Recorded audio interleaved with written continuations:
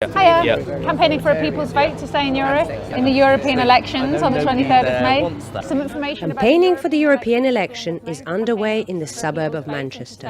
Robinson is such a period of change at the moment. An election that nobody was expecting to take place. Everything's up in the air at the moment. And that has quickly turned into a stray poll on one subject, Brexit. We've got a number of candidates. Change UK is a party born out of Brexit chaos, formed by defectors from Labour and Conservative parties. It's a big decision point because obviously it comes in the context of Brexit, and Brexit has driven a fault line down the middle of British society. Their election promise is simple: a second referendum. Share some comfort, share some ski. This area mostly voted to stay in Europe. Sean manages this community market, and he feels betrayed by not being given a chance to vote again, as he believes many voters were misled by the Brexit campaign. I hope my father's not listening, but he voted for Brexit. I tried to talk to him, you realise that, long after you're gone, we'll have to live with this, your grandchildren, but you took this on a whim, because of what? You were sold a pack of lies. So we can't really talk about this now because we just end up arguing. Everyone here talks about deep divisions created by Brexit. Andrew Greystone, Change MEP candidate, has become something of a local hero for trying to bridge them. On the day 50 Muslim worshippers were gunned down in Christchurch, he stood with this sign outside a local mosque.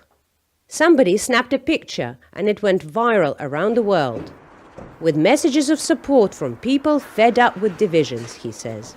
There are enormous amounts of moderate people of goodwill, people of all faiths and no faith around this area. But if those people don't come out and vote for moderate candidates, then the far-right candidates are just going to walk in and fill the gap. That's my real fear.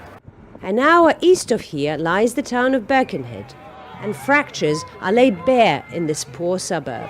Tommy's gonna be your MEP. Tommy's gonna be your MEP.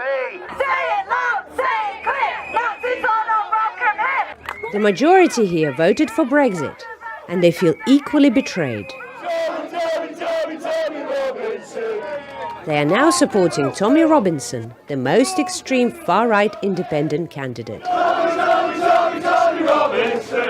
Known for his anti-Islamic stand, banned from Facebook for hate speech, and pursued by legal action, he is using the Brexit frustration to propel himself to Brussels. They don't get. I stand and I watch. I watch Italy's elections, I watch Sweden's elections. I get excited about other countries forming a voice for their people. It's our turn now. We have an opportunity on the 23rd of May. It's a mix of things that anger people here. They want out of Europe, and they're tired of the mainstream parties doing nothing for them. It's about a voice of the people, making our voice heard. And we shouldn't even be voting. We should be out now.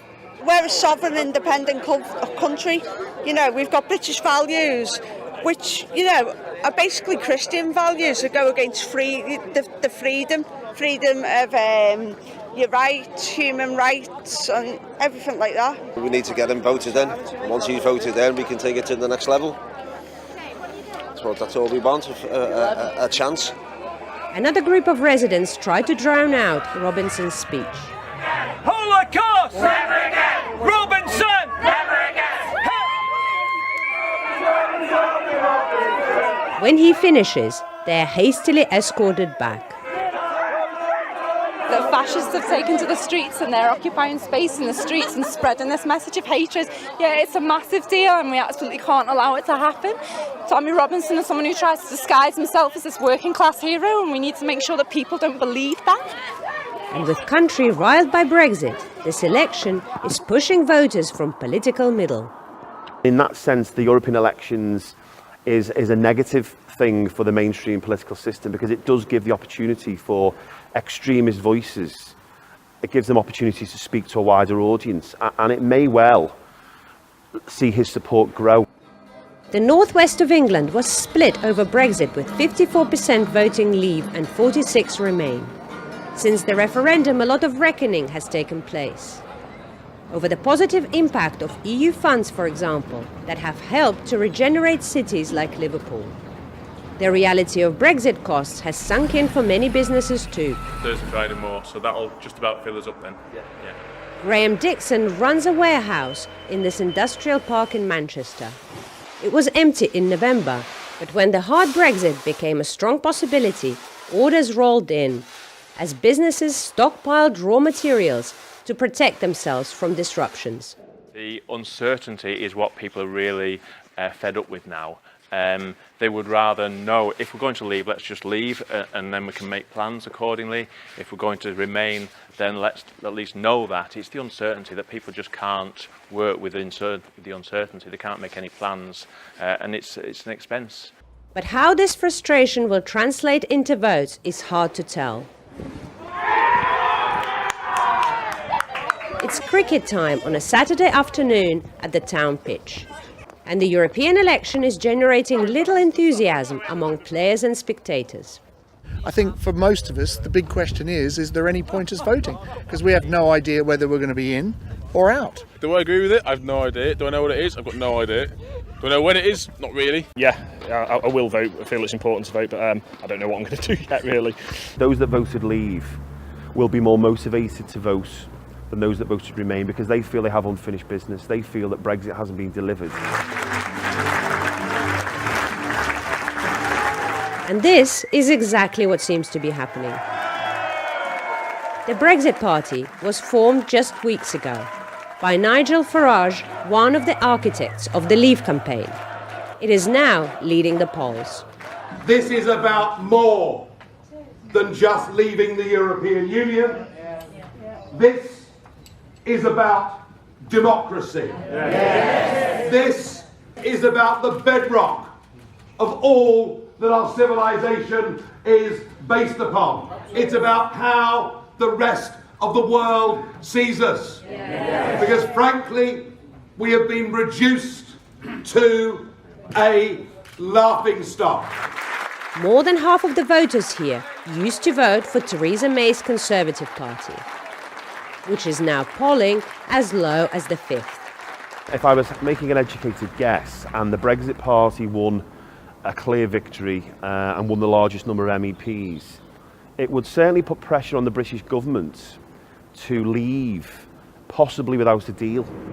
And if these polls are right, British MEPs will be taking seats on the fast trains to Brussels soon, where analysts say their presence could complicate the start of the new term, when coalitions are built and important roles are assigned. But ultimately, European politicians feel the decision is firmly on the UK side now. European politicians, I think, are washing their hands. I don't believe that there is much they could do at this moment.